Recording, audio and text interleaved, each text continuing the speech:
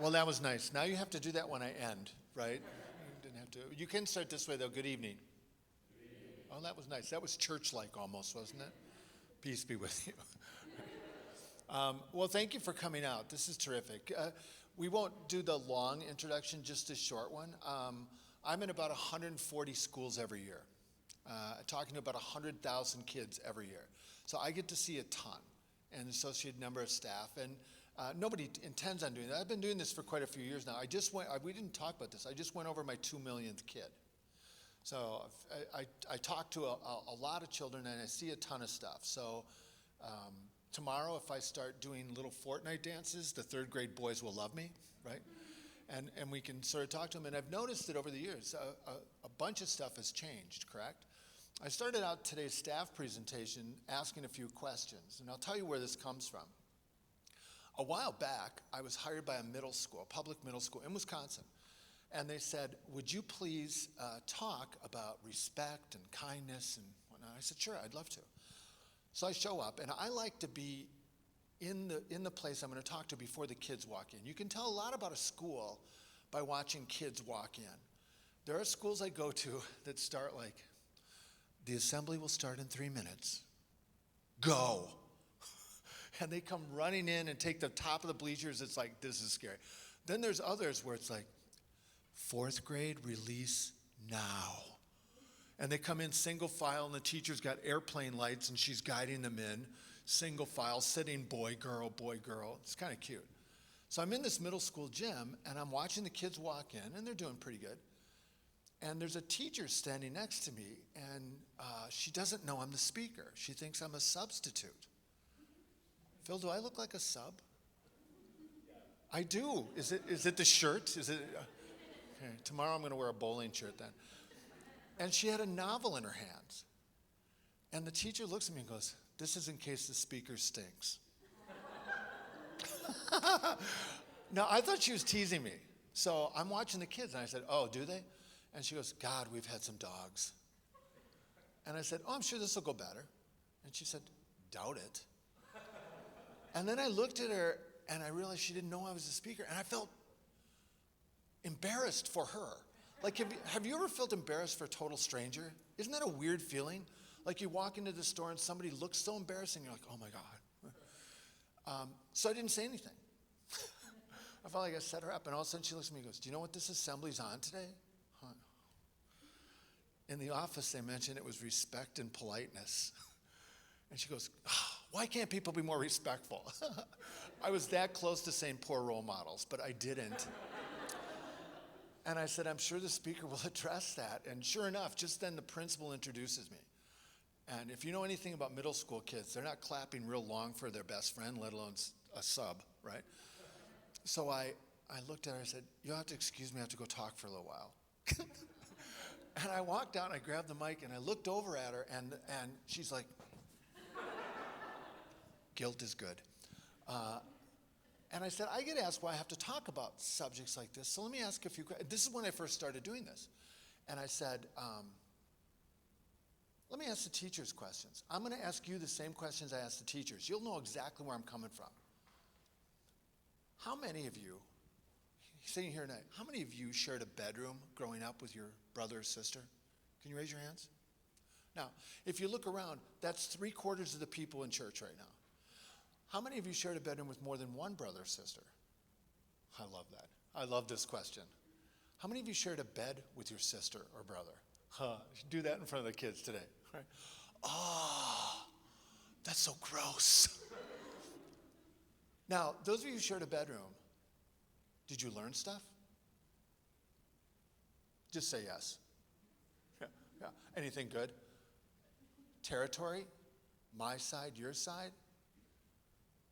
Artful use of masking tape and duct tape, conflict resolution, free play. How many of you can remember arguing with your siblings but at a voice so your mother didn't come in? Anybody remember your mom or dad's voice? If I have to come in there, and you still argued anyway. That's just the way you grew up. You acquired a skill set by living, right?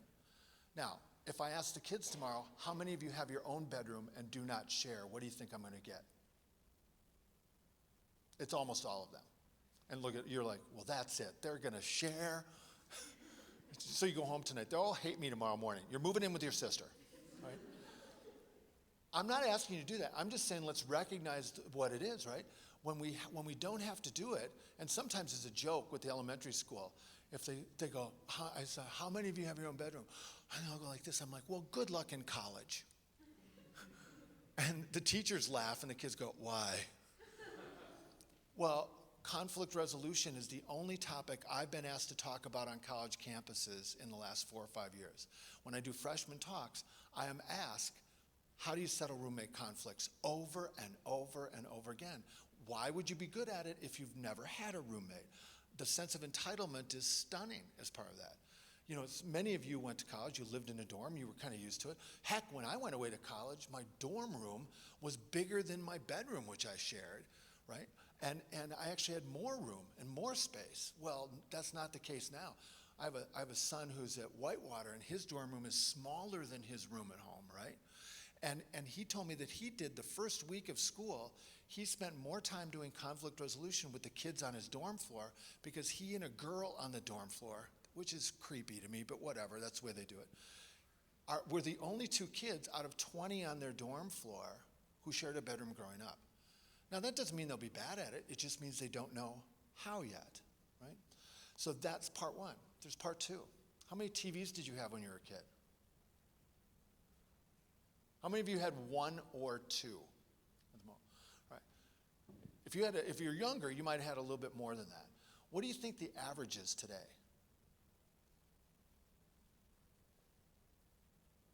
It's about 5.5 per household. Isn't that amazing? And by middle school, most kids have one in their room, which they don't share with anybody else. And by the way, this is almost old data now because it's useless. It's not even on. How many of you have middle school or high school kids? Do they even watch TV anymore? Mine watch their phone.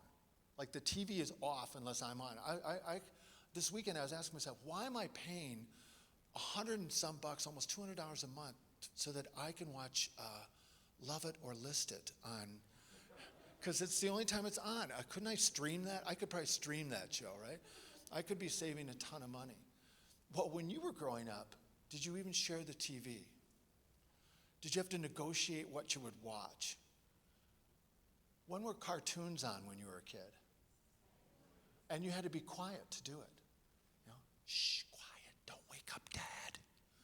Because if Dad woke up or Mom woke up, they'd change the channel. How many of you became the remote control for your parents? My brother and I used to battle. You're closer. No, you're closer. No, you're closer. And we'd walk away in the corner. And we'd sit next to the TV. It's like, choo, choo. I was in Milwaukee. 4, 6, 12. We had it down. Well, that's the other thing. How many channels did you have? Yeah, what did they have up here? In Milwaukee, they had 3, 4 if you stood at the right angle with the antenna, right? And then you'd flip it, and your mom would be like, slow down, you're going to break the thing. And we would break it. Today, we were talking to the staff. How many of the rest of you had a vice grips hanging out of your TV at some point to change the channels because they made that one-piece plastic? And there's a third part to that question. What did you watch on TV? If I ask your kids tomorrow, what do you watch on TV where people are nice to each other? They can't answer that question, honestly. The boys, 5th grade, 6th grade, 7th grade, and 8th grade boys will play to humor. They will say to me, watch, I'm going to be right. They'll go, Barney, My Little Pony. They'll name kid shows, everyone will laugh, and then 9 other boys will have their hands up so they can get a laugh too. And I'll say, yeah, I know you're going to name kid shows. Name me a show other than a kid show. And the hands go down. The girls will go retro on me. The girls will say Full House. And I love to mess with them a little. Like, you know that's an old show, right? A couple weeks ago I said to a girl, she was like, yeah, 6th grade girl. I said, no, really old. Like Mary-Kate and Ashley Olsen. Those women are now 53 years old. Really? No, but, and the boys are like, that's disturbing. Like, let's pick something from this millennium. Well, they watch very little. As some of you know, we got into a discussion with the staff today over what they watch, and with the staff that has kids around my kids' age. My daughter watched almost nothing where kids were nice to one another growing up. She watched literally nothing where the parents were intelligent, or even in the show itself. Many times they're just gone from the show. Now, this all goes to the theme again. Why would you be good at something that you rarely see and don't have to practice? And I think that's part of it. I said to some of the younger teachers today, what were we talking about? Sarcasm or something? Or, being nice in front of adults and then not? And I said, that's like an Eddie Haskell. And some of the staff goes, what is an Eddie Haskell? And if you're thinking that too, aren't you? You have no idea what I'm talking about, right? I know. It was an old TV show that some people grew up with where the kid was really nice around parents, and then when he wasn't around, he was a bully. Well, except that he was never the star of the show. And he was always put down or put in place by kids who were nicer. My daughter didn't see that, so she had to learn those skills somewhere else as part of that. Now, this is my house. And part of the digital part is this thing. How many of your kids have one? Right? Now, it's almost like my son said to me when he hit 6th grade, he goes, Dad, I need a phone. I said, no, you don't. You want a phone. You don't need one. What if I have to get a hold of you? Call me. How? This is me. Use the payphone. What's a payphone? I said, your school's got a payphone, Stephen. I don't know what that is. Then I went to a school. There's no payphone. They took them all out. I'm like, what happened to the payphones? And then I explained to him what it was. And he goes, you said to pay to use the phone? I'm like, you think I'm not paying to use your cell phone? Right? Are you kidding? A quarter as opposed to $100? And he says, well, how did you get home? And I told him, you don't know this, right? We had a signal. We'd put a quarter in, or dime before that, put a quarter in, let the phone ring once, hang up. Right, mom knew to come. Or if you didn't have a quarter, you called her collect. But we used to make up names. Collect call from Darth Vader. And my mom would be like, I don't know a Darth Vader. I'm like, we would literally change it. And then she'd hang up, and magically she'd show up, 10 minutes later and pick you up. Well, he actually needed a cell phone. And the first cell phones we all had, flip. Kind of nice, right? I'm still pretty good at the letter C is 3 punches on the 2. Right? When you first started sending text, do you remember doing this? And how good some people are? Well, there's a useless skill. Now I just use speak to text, but I never edit it or look at it. So God, you have no idea what you're going to get from me. And I can't be the only person who's too lazy to do that. And you pull it up. Well, they've just gotten more and more advanced, and now the kids are carrying little mini computers. And so literally, my kids will be doing this, even if they're sitting right there in front of me. Now, that's part of what we have to deal with. I'm not complaining. I'm observing. And what I'm observing is, if that's the case, then we have to be vigilant of making up for the skills that they're lacking by living the life that they live. I guarantee you, when you tested the kids, if you test the kids and you go, unfortunately, folks, our 8th grade class is 2 years developmentally behind in math. And that seems to be going down. Every workshop you did from now until Kingdom Come would be on math. But we don't measure things like social skills, conflict resolution skills, job employment skills. But to say they're delayed is an understatement. Because why, again, would you be good at something that you rarely see and don't have to practice? I did this with my daughter. I was talking about it today. Does anybody have like a middle school girl? Daughter? Okay. So you're hauling them around. That's why I'm doing this, right? If you put them in your car and they have their phone, they're on their phone. If you collect the phones or say, girls, put them away, you hear an amazing sound from the back seat. Nothing is better than middle school girl laughter in the back seat, or joking. And then you can hear how they talk to one another, whether they're sarcastic or not, whether they're supportive or not. And you also drive like this and find out a whole bunch of stuff that you wouldn't find out otherwise. While your daughter's silent, her friends are like telling you who likes who and what's going on, and you're like, this is really good. And the other moms then have to drive and dads have to drive so that they can pick up what they do. When I started to do that, my daughter's like, why are you collecting the phones? And I'm like, so you guys talk. But we are. What do you mean you are? Well, we're just texting each other. Okay. How many of you have texted somebody sitting next to you? Some of you have. You're nodding yes, right? Do you do it in church? Is that what you're doing in the pews? Is that, yeah. Oh my God, he just turned the page. This is going to be another 20 minutes, right? Pastor's like, yeah, I think they are doing that actually. Well, that's what my daughter would be doing. Now, something happened to me a year and a half ago that caught me up a little bit. I think most of you know where I'm going with this. I didn't know, and I have 3 kids. We were up fishing a little bit north, and we're on a pontoon boat. My daughter was there with a friend of hers, and my son was there with me. And 9 o'clock in the morning, on a beautiful day, and all of a sudden my daughter's friend started saying, oh no, oh no, oh no, oh no. And I thought she's afraid of fish or water. And I went, what, Jackie, what? There's no Wi-Fi.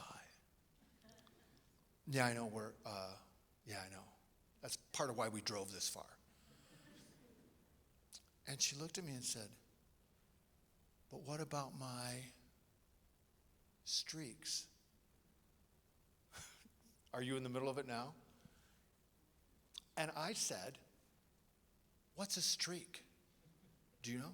Oh, good. How many of you do not know?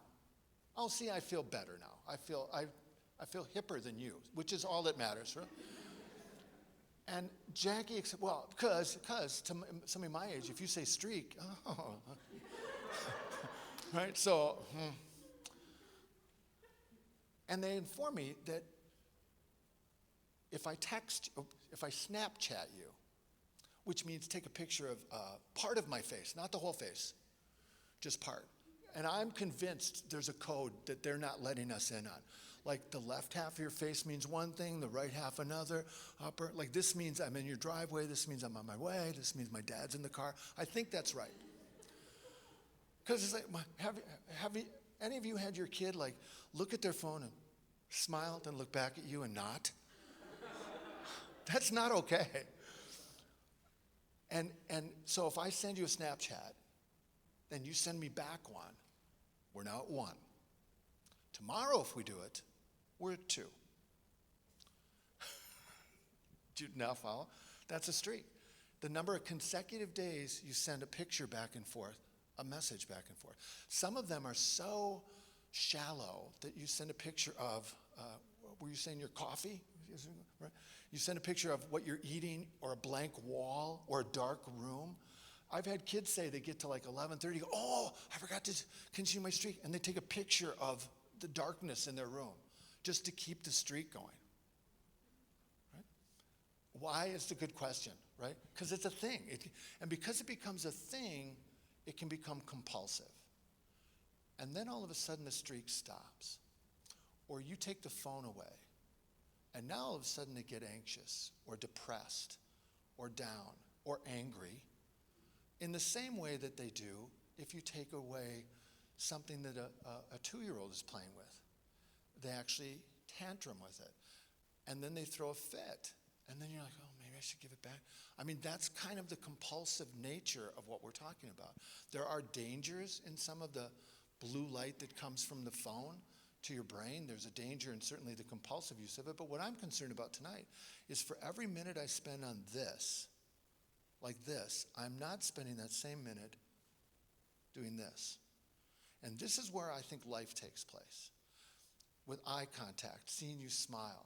How many of us have sent an email or something and the person texts you back or emails you back asking if you're mad?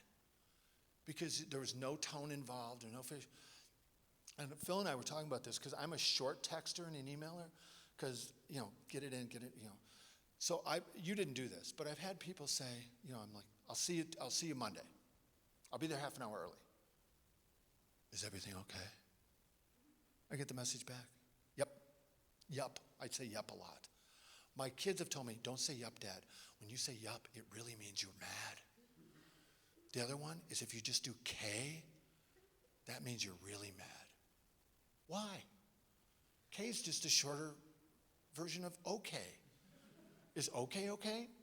Yeah, okay is okay, but K is not okay. That's a conversation I actually had with my 21-year-old. I'm like, well, you're nuts. Okay, here, it's me and you. If I do K to you, I'm not mad at you. Well, how will I know if you're mad at me? I will tell you. I'm mad at you. I'm actually capable of language, right? So you'll tell me? Yes, like now, like right now, we're on the verge of, and that's a real conversation we had. Well, part of that is you take some of that emotionality out of it. You don't know the interpretation. This gets confused with kids. Well, all of a sudden, they don't know. Is somebody mad at me? And now there's a little train that builds. Have you talked to Sheila? Is Sheila mad at me? Is she all right? Like, she hasn't answered my text message. You know where she is? Or she just said, now, is she, am I invited? Now it becomes a thing, and you have to deal with this at school because it comes into the school building itself. What we want kids to be good at are the skills that they need to be able to succeed. You remember when they were born? And, well, I'm sure you do, right? And you got the book. Did you get the book? The book? Did you get the what to expect when you're expecting? And then what to expect when they're 1? And what to expect in the toddler years? And how many of you tried to stay just a page or two ahead of where you were, right? Until you finally just gave up and said, whatever. I'm still waiting for what to expect when you're 13. Right? Maybe I should write it. And part of this is they go through developmental stages. The cool part about the little ones, if you ask a kindergarten kid, what do you want to do for a living? They tell you either what their parent does or a teacher, because that's kind of what they know. And if your parent is a teacher, you're doomed, because you have only one track in life. It's just a trunk. There's no branches on that tree. And then one day they wake up and they want to be different than you. That's a weird time for some of us, right? They're like, I want a different haircut. Why? What's wrong with our haircut? Right? Or I want to look a little bit different, or I like a different band. When my son was in 2nd or 3rd grade, he wanted to take guitar lessons. And the guitar teacher was awesome. And he goes, and I took him in and I said, my son wants to learn guitar lessons. And he said, normally we wait a little bit longer than 2nd grade because it's hard for them. I said, his hands are really big. And the guitar teacher said, let me see your hands. And he held them up and he goes, yeah, they'll do. And I said, but he wants to play the guitar. Shouldn't he learn to play the piano first? And this young man was awesome. And he goes, does he want to play the piano? I felt so stupid. I said, no. He goes, let him play the guitar then. I said, that's a good answer. I said, but he wants to play the electric guitar. Shouldn't he learn on the acoustic? You know, you're ahead of me already, aren't you? He goes, does he want to play the... Then learn, and he actually said the electric is easier because you have to press it less, to be able to... I thought, oh, good. And then he looks at my son and he said, what kind of music do you like? And my son goes, the Beatles. I was so proud. And this gentleman was so great. Ryan was his name. And Ryan goes, no, Stephen, I didn't ask you what music your dad likes. The Beatles are good, but what do you like? Like, he just told you who he liked. And Stephen goes, Green Day? Trust me, that CD was not in my car. I'm like, how do you even know Green Day? And he said, come back here with me. And he took him back on a stool, and he took 20 minutes with him. And he taught him the first, I don't know, whatever it is, first 30 seconds of, one of the songs by Green Day. Well, he's been playing the guitar ever since. And I thought to myself, had somebody taught me music like that when I was a kid, I might have played something, right? Instead of ha, ha, ha, ha, ha. Right? And afterwards I said, well, where did you get Green Day from? It's what I like, Dad. Well, that's good. I'm glad you do. Although they're not nearly as good as the Beatles. They probably won't be around as long as you. Well, he began to like different things. That's okay. They grow into that. Then they get a little bit later in grade school, middle school, and they don't just want to be different than you. They want to be away from you. Some of you have experienced this. It's a hard thing. It's like, do I have to go? Or you go to the store, and now instead of walking with you, they're walking behind you. And you're looking like, come on, come on, come on. It's like, do I have to go to church with you? Or better yet, do I have to sit next to you? I don't want to go to Grandma's this weekend. You're going to Grandma's. I don't think I'm a Lutheran anymore. Oh, yes, you are.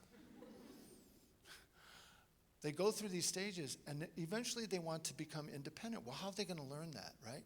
They need to explore certain things, but they need to explore it through their play. They need to explore it through their relationships.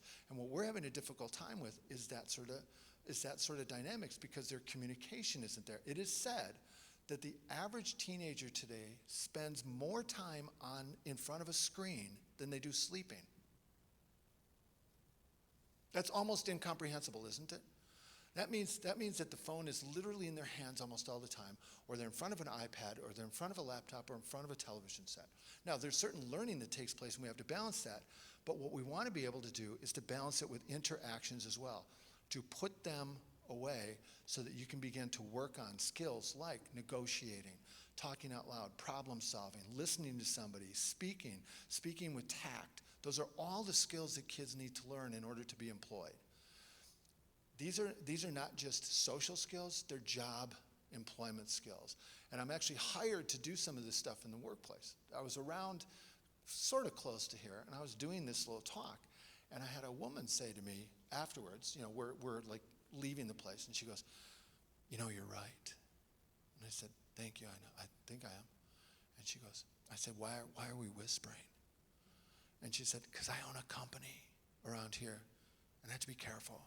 I said, oh, what do you own? She goes, a cheese factory. I said, awesome. She goes, yeah, 7 years ago, we had 42 employees. We have 23 today. We're automating our plant as quickly as we can. That was her response to me. And that's what she got out of my talk, and I felt horrible. Because, that's like 19 real families without a job. And I said, why are you automating? And this was her answer. I'm not their mother.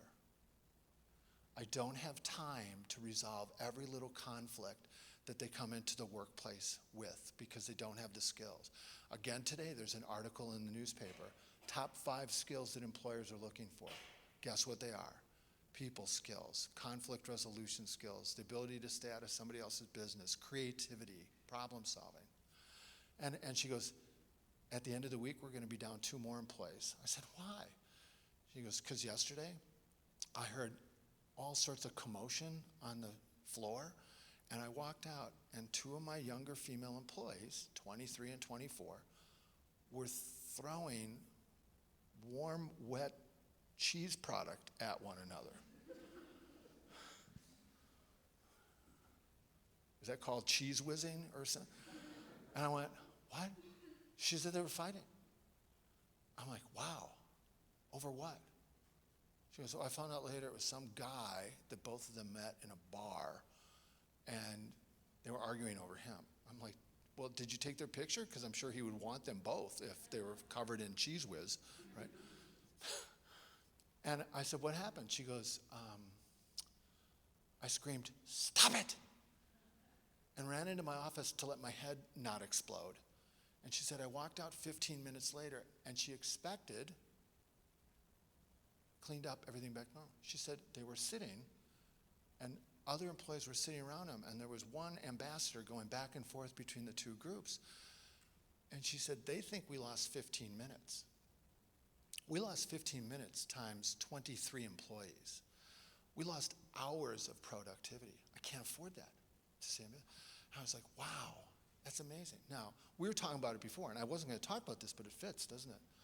We were talking about what a beautiful community you have here now that you have a quick trip less than 2 miles away. Because don't you think that every community needs to have one within reach somewhere? And we were talking about how nice it is to have a quick trip and what a great place that is because 1, didn't you say it's clean? Don't we love that? 2, it's predictable. They're all alike. And 3, they're kind and nice there. And I made the comment, how old are the employees at Quick Trip? And they make a concerted effort to hire one and then to be positive. And most of the employees are our age or a little bit older, and you'll see a lack of teenagers working there. Remember when working in a gas station or a convenience store was like the #1 teenage job? And now you see some of them not hiring them because they believe they have a lack of skills. I don't believe that's true. Many of your kids have tremendous skills. I'm going to see them tomorrow. I bet they do. I bet they can come up to me and shake my hand. I bet they can introduce themselves to me. I bet they can sit there attentively and tell you tomorrow night what I talked about to them. By the way, tomorrow night, say, I hear you had an assembly today. What did the person talk about? And did he look like a speaker or did he look like a substitute? You tell me. And they'll be able to relate some of that, and I think that's critically important. Those are the skills that we're talking about as they begin to manage it. Now, as we talk about this, I want to bring a couple of instances in where I've worked with kids as a part of this. I was giving the staff the example today, and this brings a lot of the stuff in. I was watching some 5th graders play basketball at a recess, and one of the boys missed as he tried to dribble the ball between his legs, and it got caught between his knees, a little bit higher, and he fell down, and it was pretty hilarious looking. And he started, he was down, and I could tell he felt embarrassed, right? But the boys started to laugh at him, and he was embarrassed that they were laughing at him, and he had tons of options at that point, but he did what a lot of boys do. He gets up and he challenges a kid I think he thought he could challenge. He walked past 2 boys and walked up to the 3rd one, and he's like, shut up. And the kid is like, make me. It's like, you make me. And now they're shoulder to shoulder, right? Boy fighting, right? The dance. They never actually throw a punch because neither wants to get hurt. They just want somebody to stop it. And now the playground supervisor heard him. She goes, boys, get over here. She had her back turned. She heard him arguing. And they walked over, and she goes up against the wall for the rest of recess. Now, that wasn't unusual. That's what they do sometimes.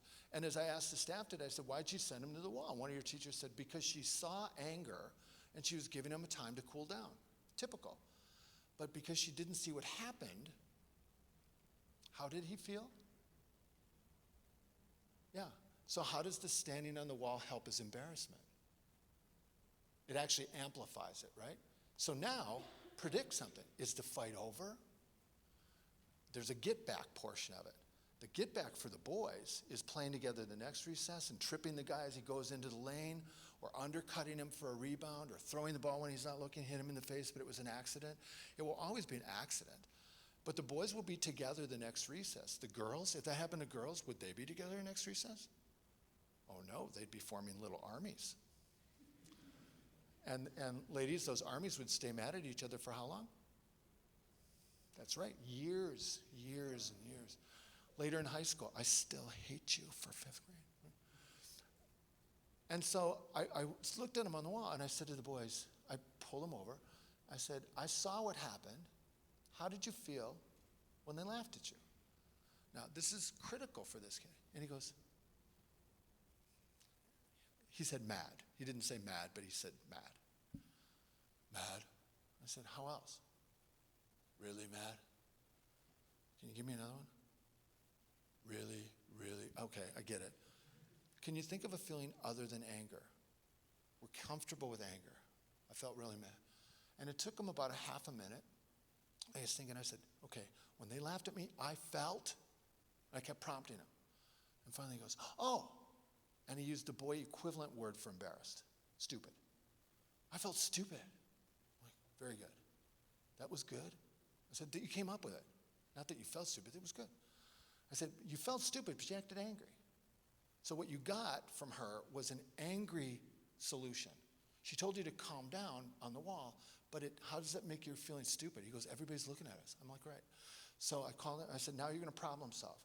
The next time you feel stupid, name 7 things you could do instead of starting a fight. And both of you are going to take turns doing this, going back and forth. And at first the one guy says, why? I didn't do anything. I said, well, you're a boy. You're going to look stupid at some point. He goes, oh, that's a good point. And they went back and forth. And what they came up with was, I could have helped you up. That's what the one boy said. He said, and the other one said, I could have kept playing. I could have helped you learn how to dribble the ball between your legs. And he said, I could have laughed it off. That was the first 4 of 7. Those are pretty good. Yeah, ask the teachers. Any of those are better than what they chose to do. And so finally we get down to, well, what would you like to do? And he goes, I'd like to laugh it off.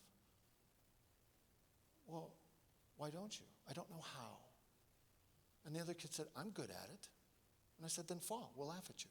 Show us how you do it. He goes, okay. And he just keeled over on the playground.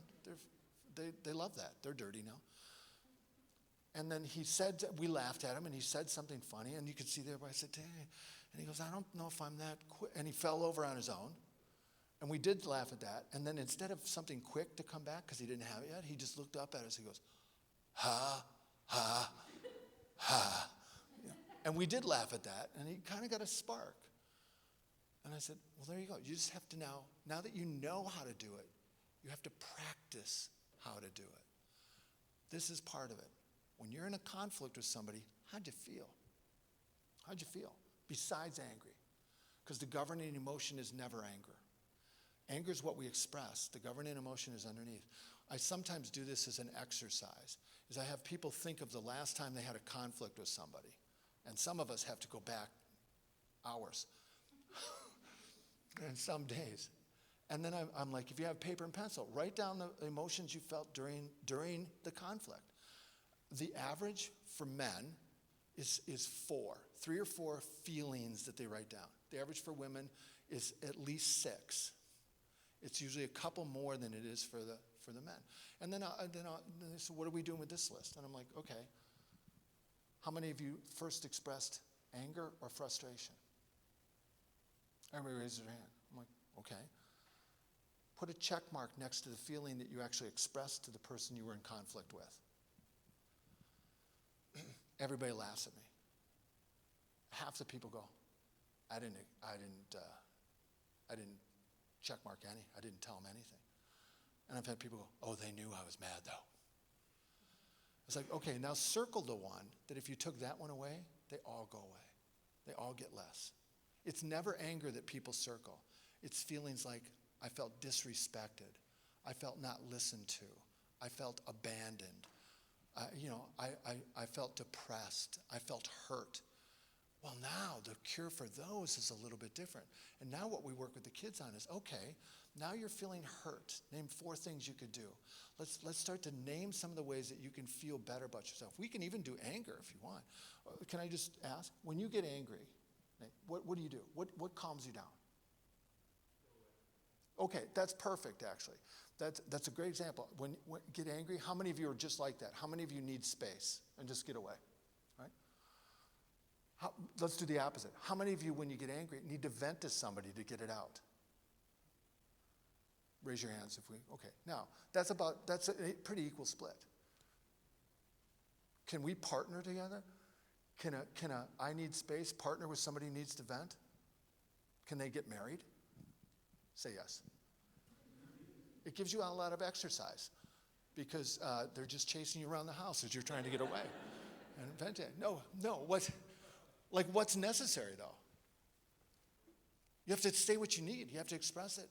Like you can't assume it. How many of us in this room as adults have gotten the exact opposite of what you really needed from a well-intentioned person? How many of you have ever needed somebody to listen to you and they bail? Like, how was your day today, honey? Oh, I had a really crummy day at work. God, it was terrible. I'll be at Menards. All right, do this. Go now. Go to Menards right after this ends. You're going to see men just wandering the hall. Are you looking for something? No, I'm good. She just had a bad day.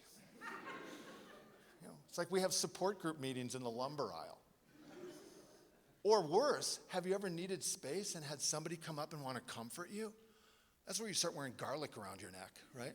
It's like that feels a bit, well, I'm convinced of this. I think people give you what they perceive you need because that's what they need. I really do believe that, unless you tell them differently. I had a really good friend of mine a couple of years ago do this. I was so worried about him.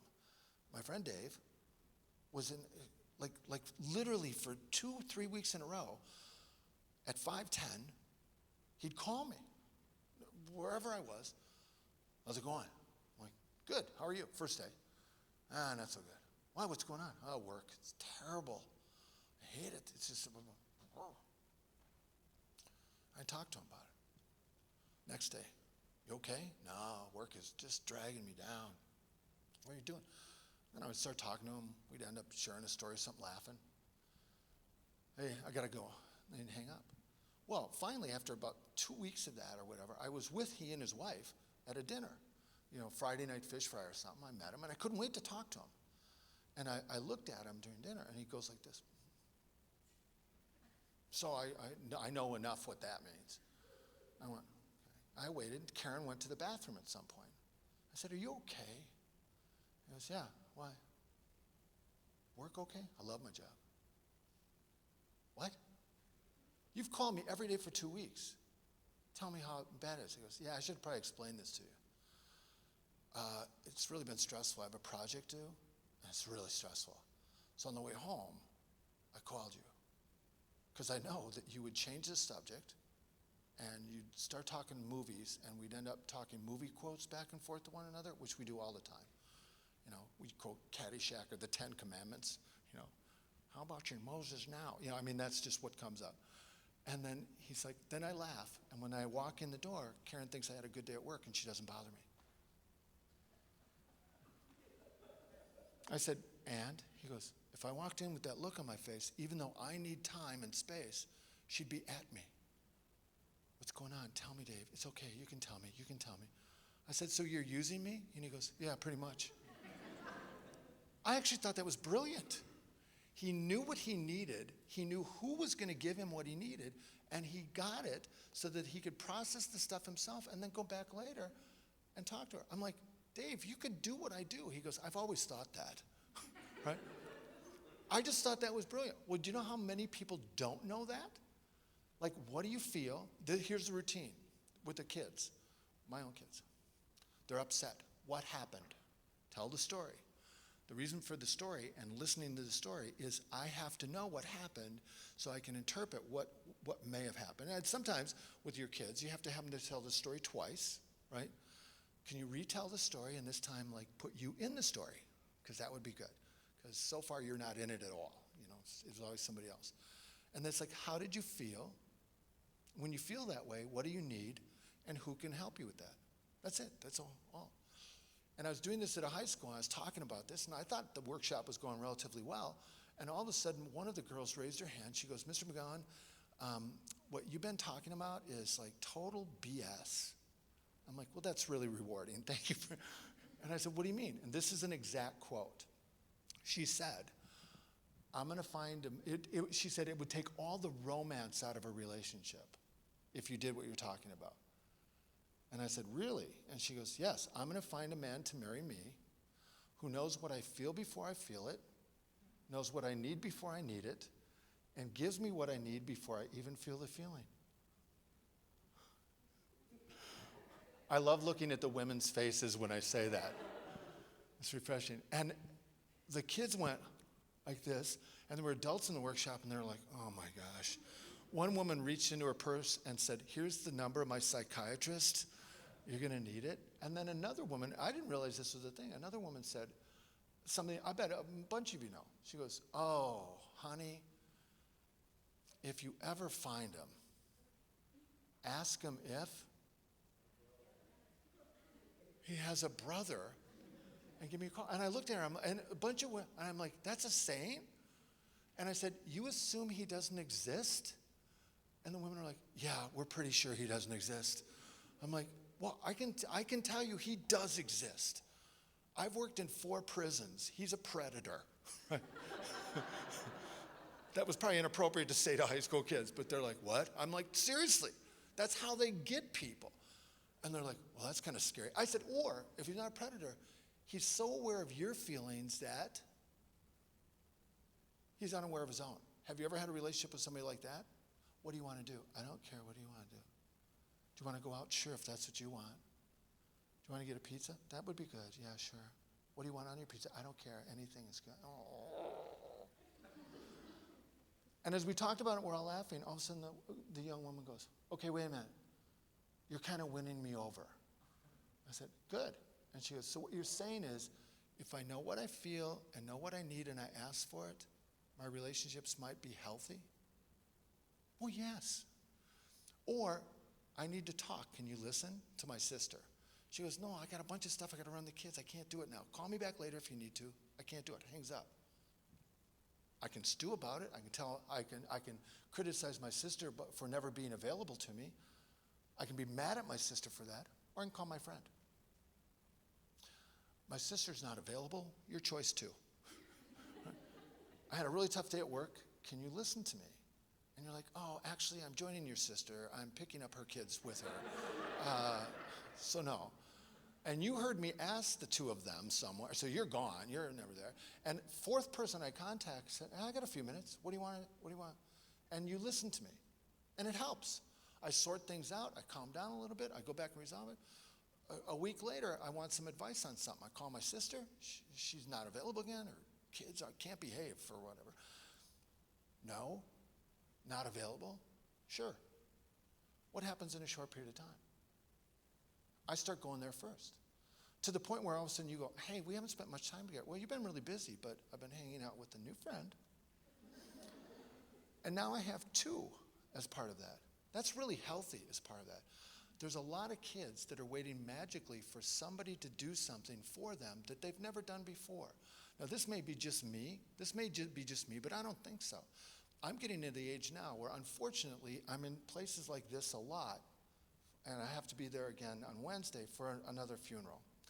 And it's people my age whose parents are passing away, generally, and a couple of my friends who are in poor health. But the parents passing away is interesting. Now, I think this is my generation, endemic to my generation.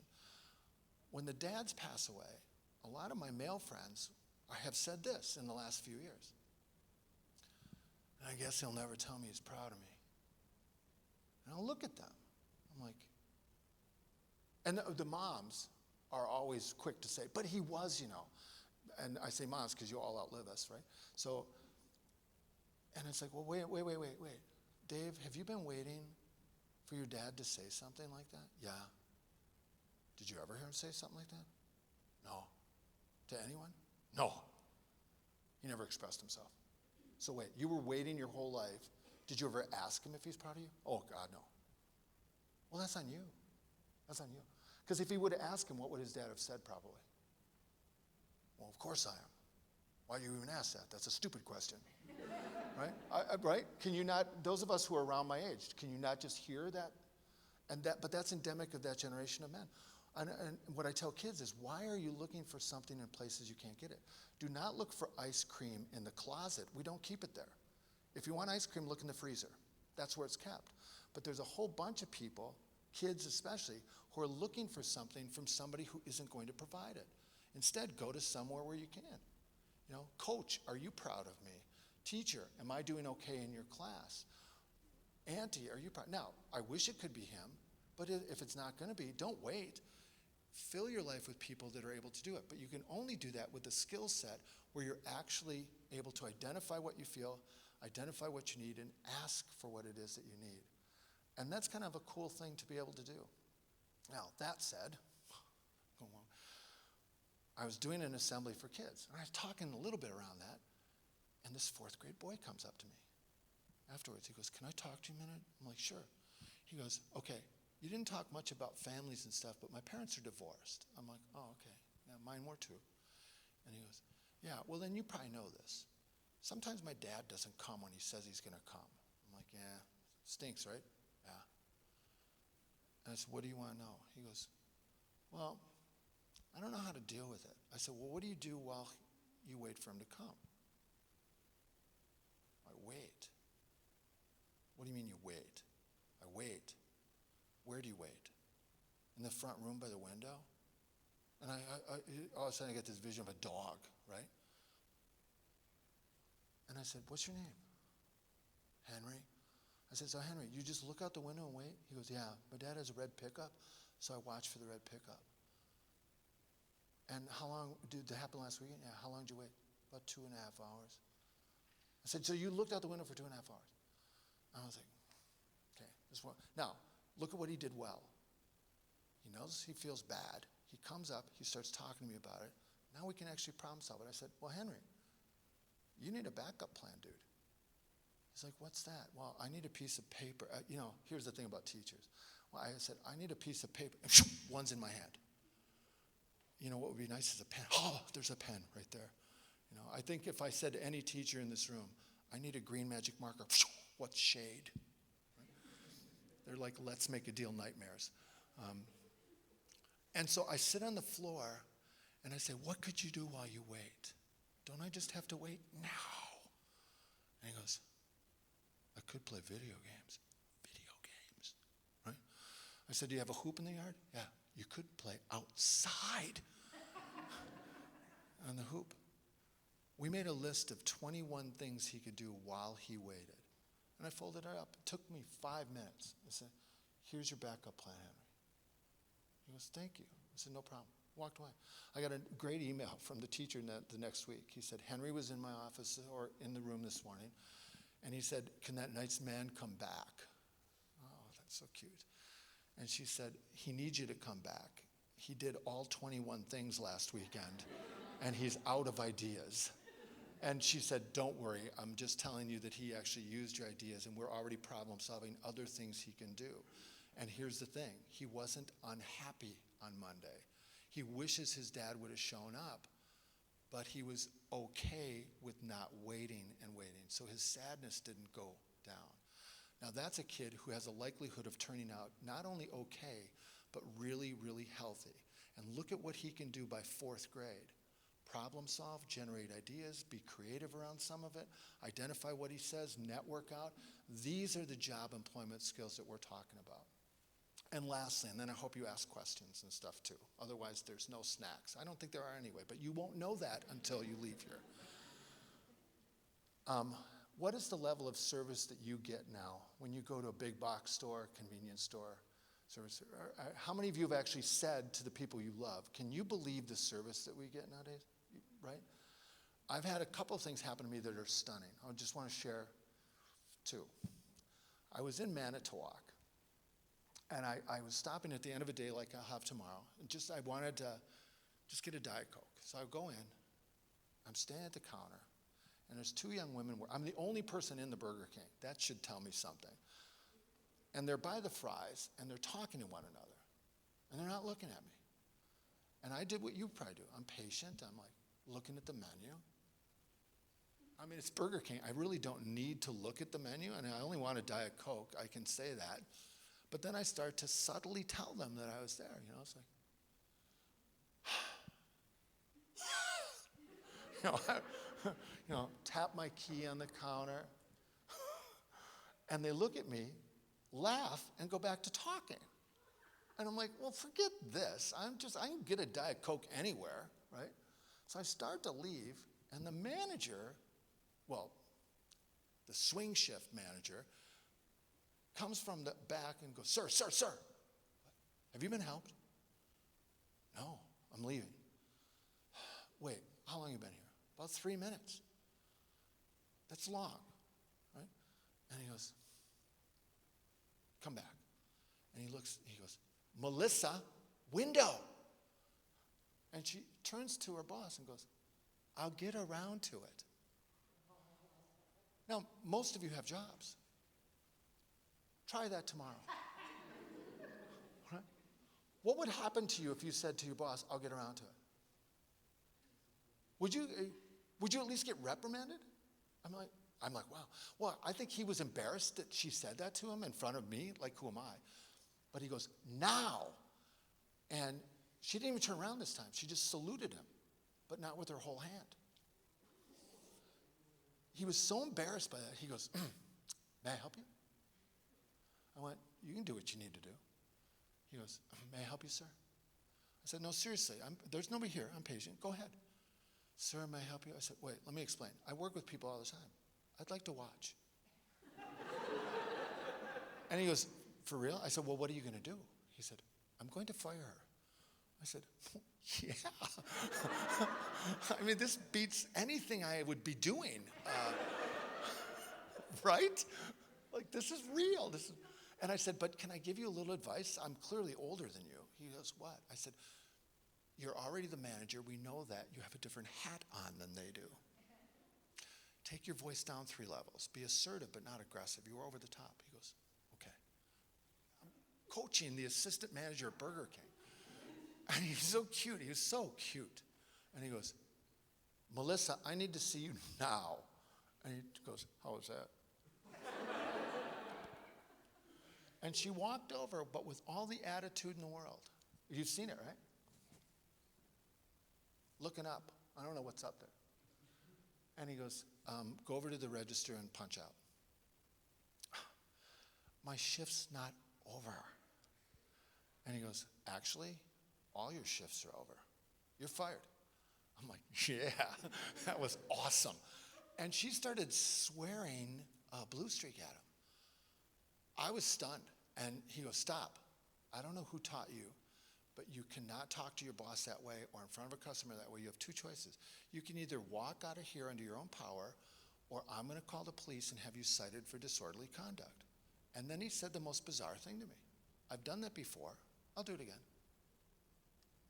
And I thought, how much are they paying him to work swing shift at Burger King to deal with this, right? And she threw her hat, it kind of flew like a Frisbee. That was awesome. And then she walks out, leans back in the door, and goes, fine, I'm just going to go work at Hardee's. I have not been to a Hardee's since then. I'm a little bit afraid to go. And then he looked at me and said, this is what I deal with. I went, wow. And I said, my son wouldn't act this way. My daughter wouldn't act this way. And he goes, our problem in our community is kids, 1, don't want to work. And second, the ones that do sometimes have an attitude. He said, I was actually in the back calling somebody who I had on the schedule who not only hasn't shown up, but they haven't called. So I don't know if to expect them or not, or to call a replacement. I didn't even get a call from their mom. And I felt kind of bad for him until 3 weeks later, when I was going through another part of our state in Dodgeville, Wisconsin. Anybody from around there? Dodgeville is really a pretty part of the state. And it used to have nothing going for it at all except a gorgeous state park. And then Land's End built their world headquarters there, and then it just went boom, right? So I was going through Dodgeville, and I was trying to decide what to eat. And in the old days, they actually only had a Hardee's. And now they have everything from Rockies to Cousins to Jimmy John's to Subway to Culver's to McDonald's to KFC to Taco Bell, everything. So I'm like, oh, what am I going to have? So I went into Culver's. And the minute I walk in, I'm thinking about my day at work, and I hear, hey, welcome to Culver's. And I looked up, and the guy behind the counter is like, and I actually looked around. I'm like, me? And he goes, yep. I thought it was so cute. I walked up, and he goes, how you doing? I said, great. He goes, what would you like? And I said, food. I said, I haven't looked yet. I said, I'll have a cheeseburger and a Diet Coke. And he goes, great order, fried onions on your cheeseburger. I said, no. He goes, oh, I'm sorry. That wasn't a question, it was a statement. I said, what? He goes, have you had them? I'm like, I don't know, I don't think so. He said, they make the cheeseburger, they're great, they're free. And I'll tell you what, if you don't like them, I'll make you another cheeseburger. And immediately I thought, okay, because I'm going to take 2 bites of the old one and get a new one and get a... And I'm like, I am not a good Christian man. That's the first thought that occurred to me. I need penance for this. I actually thought that. I was like, oh my, what's wrong with my brain? I said, okay, fried onions. And he goes, fries with that? I might make it a basket? And I said, no fries. He goes, how come? I said, I'm getting up there. I kind of got to watch it. And he goes, come on, young athletic guy like you. And I went, what are you doing? I was like, what do you mean? And I told him about Burger King, and he goes, well, then you would know. What would I know? And he goes, well, about a month ago, we were working, and he points to the ice cream, and I look, and there's another kid standing by the ice cream going, which was weird, too. And he said, and we were complaining about work. Oh, man, this is dragging. Oh, well, maybe they'll send me home early. Oh, God, here comes another customer. Oh, this is terrible. This is awful, right? How many of us have had days like that? How many of you, when you had a part-time job, went in going, should I be working around people today, right? I think I have a Zika. And he said, then all of a sudden he said, I need this job. Why don't we start just having fun? And so every person that came in, we started greeting them like this. And we started just having fun with them. He said, next time we looked up, our shift was almost over. And I went, how old are you? He was 19. Why? I said, because you get it. He was so great. He goes, I do. I said, you do? He goes, is it good? I said, it is very good. And he goes, is it contagious? And I said, I hope so. He knew what I was talking about. He gives me my blue card, and I go to sit down, and I'm reading the sports page, like a real newspaper, not like my phone. And all of a sudden, I could feel somebody looking at me. So I turn around, and it's my cheeseburger. It's on the blue tray, and both boys have it. They're like, and I just burst out laughing, and they set it down. They're like, have a nice meal. I'm like, this is great. Oh, I ate the whole thing. The fried onions were great. And I was just about done, and I had that feeling again. Somebody's looking at me, and this time I turn, and somebody was. I turned around. I can't even do it, but he's like standing like this close, which is weird, staring at me. I'm like, what? And he goes, I know what you're thinking. What? He goes, you, my man, are thinking dessert. I said, no, I'm not. He goes, Culver's, custard, it's actually sort of the point. That's really a good point, don't you think? And I said, I already told you, though, I'm getting up there. And he says, come on, what do you do, about 5,000 crunchies a day? I actually went, and I know you'll get this. This 19-year-old young man talked me into ordering a sundae I did not want. I absolutely didn't need it. He took my money, went and made it for me, brought me back my change, the little slip in my sundae. It was one of the first times I can remember being at a fast food place where I felt like I had to say goodbye. How many of you have had this experience where you've had such good service? And so I'm leaving, and I went, guys, I gotta go. Like they really care. And as I said, guys, I gotta go, he goes, come here. I went, I'm not gonna adopt you. And he says, you gotta see this. And he pulls a business card out of his pocket. I said, you have a card at Culver's? That's so, Todd Murphy, Scoop Master. And he goes, read it. And it was some executive vice president for the Land's End Corporation. I said, what is this? He goes, he was in after you. He ordered a bunch of stuff to go. We did our thing. I said, why did he give you the card? He goes, he asked us if we wanted a job. And I said, and? What'd you say? He goes, well, I told him we have a job.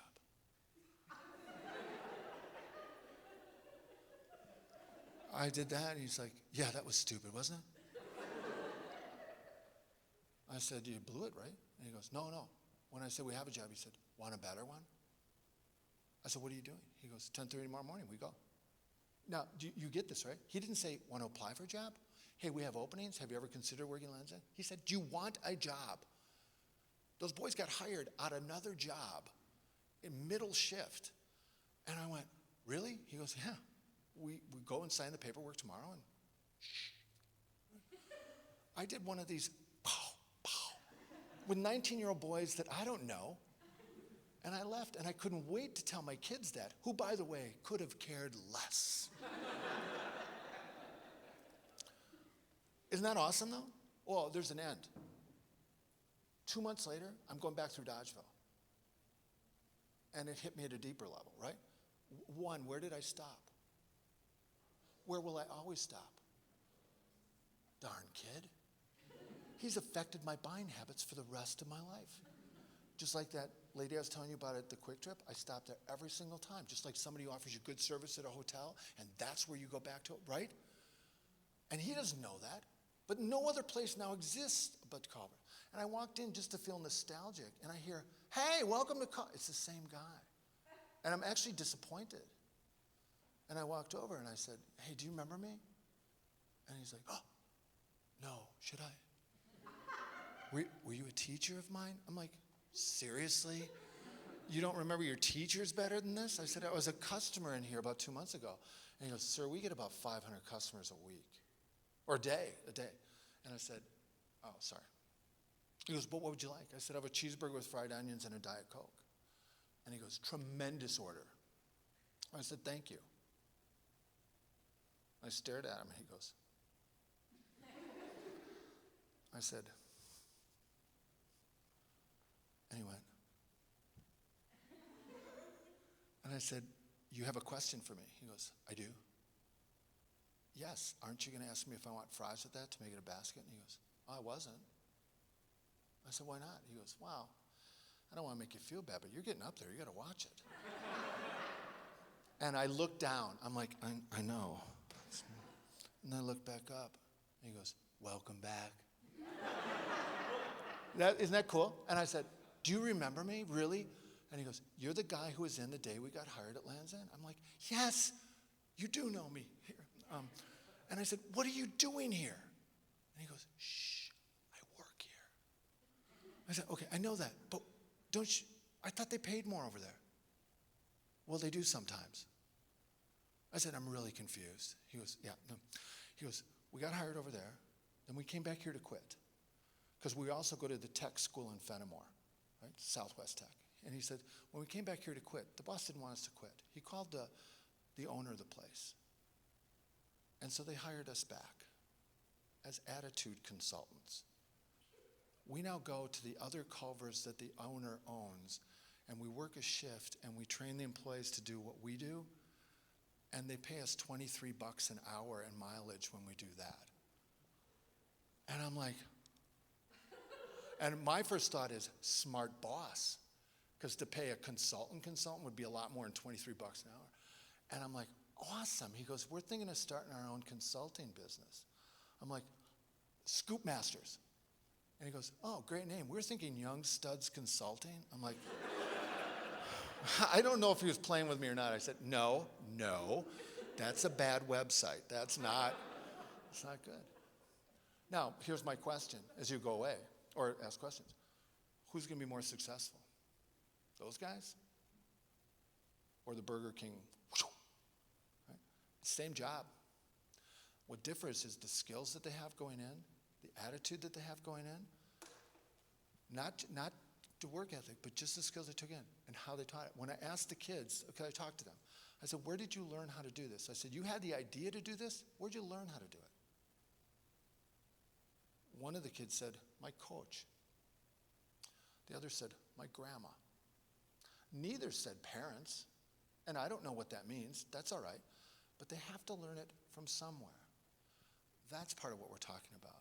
Now notice we started by talking about digital, and we ended up spending most of the time talking about non-digital.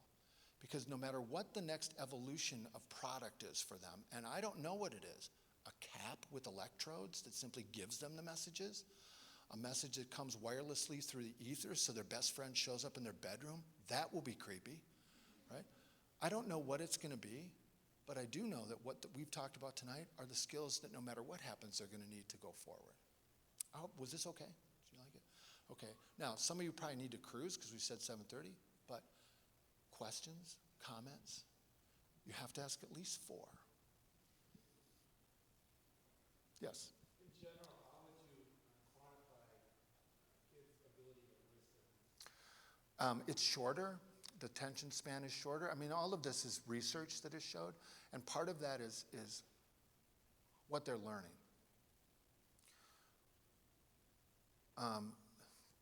But it's just a skill. So I can even do this tomorrow, where I can say to like a 5th grader, it's like, pretend I'm your dad. Say hi, Dad. They'd have fun. Hi, Dad. Ask me if you can go to your friend's house. Can I go to my friend's house? Sure, you can go. You mind doing a couple chores for me first? What? And I normally name 5 things. Clean the dog poop out of the backyard, put your bike in the garage, put your T-shirts away, help your little brother with his homework, and help your mom with the dishes. And I say, got it? Yeah, thanks. repeat back what I just told you. The average kids can remember is 2. Now here's the problem. If they remember 2 and do 2, how many of us have families where they're in trouble for the 3 they forgot, right? And so what I do is have the kid say, wait, are these the things you want me to do? That's all they have to do. It's just a skill. Teacher, is this what you want me to do? Coach, is this what you want us to do? They repeat back the 5 things, and you start with the ones you didn't forget. And they always remember dog poop, right?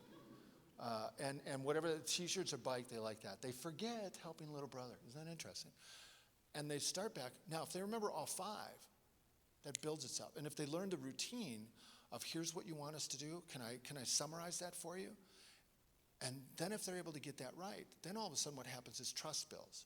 And because I know you're going to follow through, then I give you a little bit more freedom. Then we give you a little bit more freedom. And then as long as that trust builds, all of a sudden you turn 16. Now, temporarily, I come back in because I don't trust you anymore, right? Because you're 16, you have the car. We've never done that before. And then as you do that, it's like now you have more, you have more, you have more, and now you take more. Those kids who earn it have a tremendous relationship with their parents going forward because they know what they can do. And they've repeated it back over and over again. This is the way my kids pass their driver's test. This is the way they do with the coaches. And it was amazing to me how many times they repeated back what they thought they heard, and they thought they heard something different than what I actually said or thought I said. But, with tasks, that's a part of it. So it's not great. And part of that has to do with the culture they grew up in. I thought about this actually last night. I was talking to my son about this as we were watching the baseball game. It drives me nuts. I can't stand watching baseball on Fox. And they film it differently than they do on TNT. I don't know if any of you watch it. But I grew up at a time where they had 2 cameras, right? One was that center field camera, and the other was behind home plate. So you saw the whole field most of the time, and you saw it. Now, TNT films it so they show the whole field, but Fox, their demographics must be different. And they must think that if they show close-ups of people, we'll keep watching. So if you watch a game on Fox, they go from, there's a pitch, and then they show the pitcher, his head. And then they show a crowd member. Then they show a star of a TV show that's going to be on Fox this fall, right? And then they show the batter. Then they show the manager. And between pitches, they'll flip shots. Well, that's what the kids are watching. I heard a TV producer saying that when he filmed, what was it?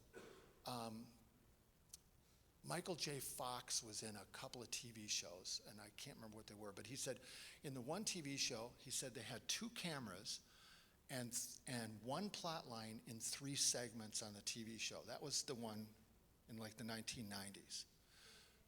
By 2000-something, they had 4 cameras, 1 main plot line, a subplot line, and 4 segments. And they were told by the network, do not keep your camera on any one person for longer than 3 seconds. Keep flipping back and forth to keep the interest level up. So in other words, we've kind of been trained to kind of be bored. And then they went on to talk about some of the movies that some of us grew up with, like Alfred Hitchcock's North by Northwest, where Cary Grant is in the middle of a desert and the bus drops him off and the plane comes at him. And he talked about how long that scene took, and it's 1 camera, and you see the plane coming. They said it would never be filmed today. And then they cut to a thing with Steven Spielberg, and he said, right, I only filmed the good parts.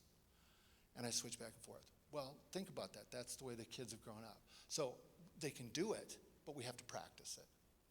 That was a really good answer. Others? Yes? 4th grade?